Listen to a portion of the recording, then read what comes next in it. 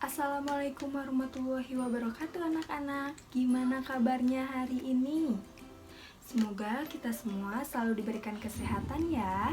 Anak-anak, pada hari ini kalian akan belajar dengan ibu. Supaya kita saling kenal, ibu memperkenalkan diri terlebih dahulu ya. Anak-anak, perkenalkan, nama ibu Delia. Ibu adalah seorang mahasiswi UPI yang sedang PPL di SDN 057 Bina Harapan.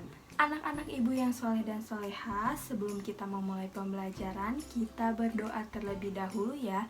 Coba anak-anak di rumah angkat kedua tangannya, lalu berdoa. Berdoa dimulai.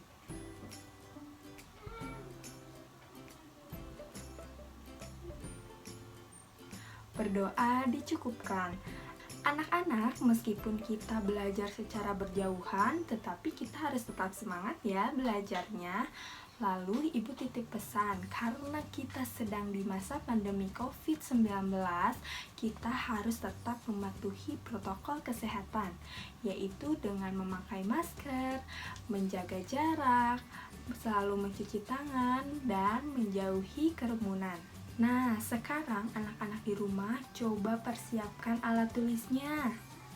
Jika sudah, kalian dengarkan video ini sampai akhir dengan sesama ya. Anak-anak, melalui video pembelajaran ini kita akan belajar masih di tema 8 yaitu bumiku dan masuk di subtema kedua bumi dan musimnya dengan pembelajaran ke-1 dan kedua. Nah, anak-anak, tujuan pembelajaran pada hari ini yang pertama, dengan membaca teks bacaan, siswa dapat menentukan gagasan utama dan informasi penting dengan benar. Yang kedua, setelah menentukan gagasan utama, siswa dapat membuat peta pikiran yang berhubungan dengan topik pembahasan dengan benar. Yang ketiga, dengan membaca teks bacaan, siswa dapat memahami hal-hal yang menyebabkan perbedaan musim sebagai akibat dari revolusi bumi dengan benar. Yang keempat, dengan melakukan pengamatan tentang gerak bulan, siswa mampu menjelaskan peristiwa rotasi bulan dengan tepat. Yang kelima, dengan mencari informasi tentang tarian daerah, siswa dapat memahami jenis-jenis tari kreasi daerah dengan benar. Anak-anak, sekarang coba kalian simak ya. Pagi itu, daerah tempat tinggal Dayu kembali diguyur hujan.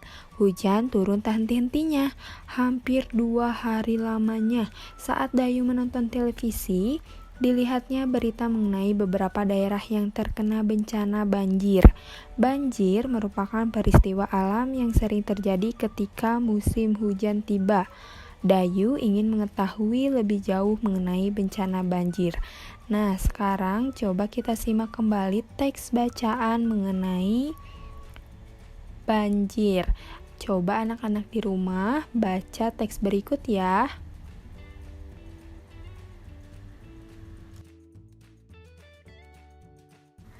Anak-anak, jika telah selesai membacanya, sekarang kita akan mencari gagasan utama dan informasi penting dari setiap paragraf yang ada pada teks bacaan yang telah kalian baca tadi.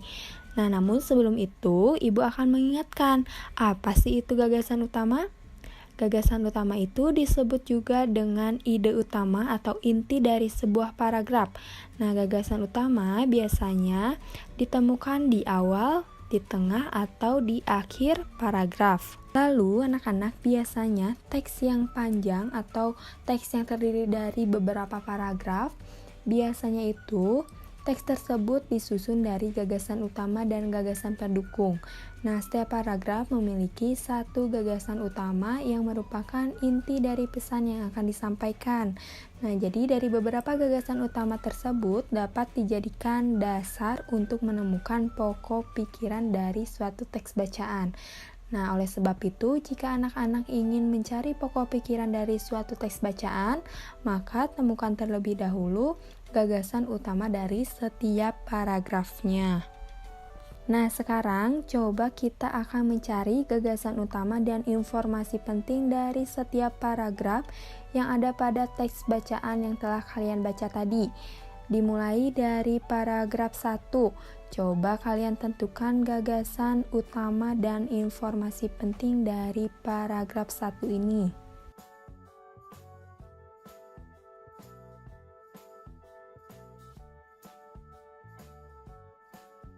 Sekarang coba kita samakan hasil dari gagasan utama dan informasi penting yang telah kalian cari dengan gagasan utama dan informasi penting yang telah Ibu dapatkan.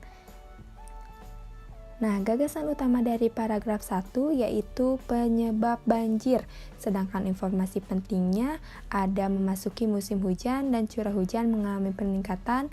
Yang kedua, rendahnya kesadaran masyarakat untuk menjaga lingkungan. Yang ketiga, ada penebangan liar. Yang keempat, ada pendangkalan dan penyempitan badan sungai. Dan yang terakhir, ada menjamurnya rumah di bantaran sungai. Nah, sekarang coba kita lanjut paragraf yang kedua. Menurut kalian, gagasan utama dan informasi penting yang bisa kalian dapatkan dari paragraf kedua itu apa ya? Ya, betul. Dari paragraf kedua, kita mendapatkan gagasan utama, yaitu tumbuhnya pemukiman liar di bantaran sungai, mendorong penyempitan badan sungai. Nah, informasi pentingnya, yang pertama ada dari tahun ke tahun, warga yang tinggal di bantaran Sungai Ciliwung, Jakarta harus selalu siaga ketika curah hujan mulai meninggi. Lalu yang kedua ada luapan sungai dapat terjadi hingga ketinggian 1-2 meter di dalam rumah. Untuk paragraf yang ketiga, coba kalian cari gagasan utama dan informasi penting secara mandiri ya. Lalu setelah itu, kalian coba buat ke dalam bentuk peta pikiran, seperti contoh berikut ini.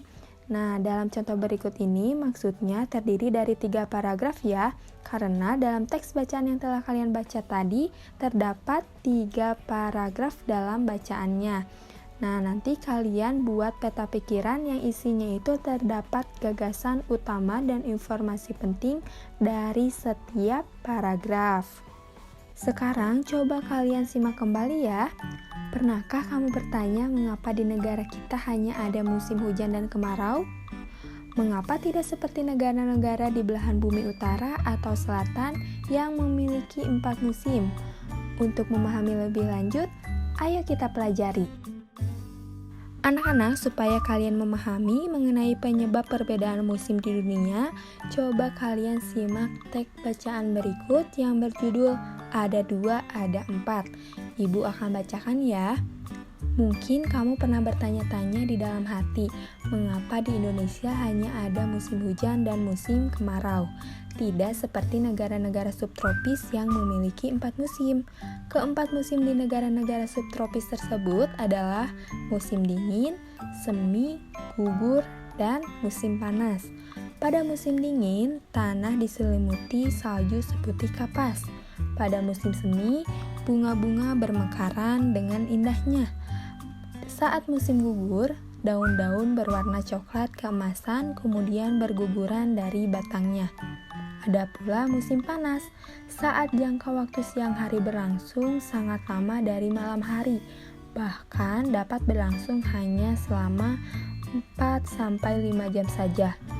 Perbedaan musim di negara tropis terjadi karena ketika mengorbit, poros bumi dalam keadaan miring. Pada bulan Desember, saat poros di belahan bumi utara mengalami kemiringan terjauh dari matahari sehingga sedikit mendapatkan sinar matahari. Akibatnya, terjadilah apa yang kita kenal sebagai musim dingin. Di sisi belahan bumi selatan ada waktu bersamaan terjadi musim panas. Sementara itu, di bagian tengah poros bumi, yaitu bagian yang dekat dengan garis ekuator, poros tidak terlalu mengalami kemiringan. Banyaknya sinar matahari cenderung stabil sepanjang tahun. Pada bagian bumi ini, arah dan kecepatan anginlah yang berperan mempengaruhi musim. Angin terjadi karena perbedaan tekanan udara. baik 2 maupun 4 musim adalah sama-sama karunia Tuhan Yang Maha Esa. Semuanya harus kita syukuri karena menjadikan tempat-tempat di muka bumi ini sempurna dengan ciri khasnya masing-masing. Nah anak-anak, sekarang coba kalian di rumah baca ulang teks bacaan yang telah ibu baca tadi di dalam hati. Setelah itu kalian tentukan gagasan utama dari setiap paragrafnya. Nanti jika sudah, kita akan membandingkan hasil gagasan utama yang telah kalian dapatkan dan hasil gagasan utama yang telah ibu dapatkan dari teks bacaan tersebut. Jika sudah, anak-anak coba kalian perhatikan gagasan utama yang ibu dapatkan setelah membaca bacaan yang telah ibu baca tadi. Di paragraf pertama, yaitu penyebab 4 musim di negara subtropis. Di paragraf yang kedua, arah dan kecepatan angin yang mempengaruhi musim. Dan paragraf yang ketiga, muka bumi memiliki ciri khas masing-masing. Lalu anak-anak, berdasarkan informasi yang ada pada teks bacaan yang telah kita baca tadi, penyebab dari adanya perbedaan musim di dunia diakibatkan adanya kemiringan poros bumi ketika bumi berotasi. Oke anak-anak, sekian dari materi yang ada pada pembelajaran ke-1. Untuk pembelajaran kedua, kalian bisa lanjutkan di video pembelajaran yang telah dibuat oleh Pak Beni. Kalian bisa klik link yang ada pada deskripsi video ini ya. Sekian dari Ibu Delia. Wassalamualaikum warahmatullahi wabarakatuh.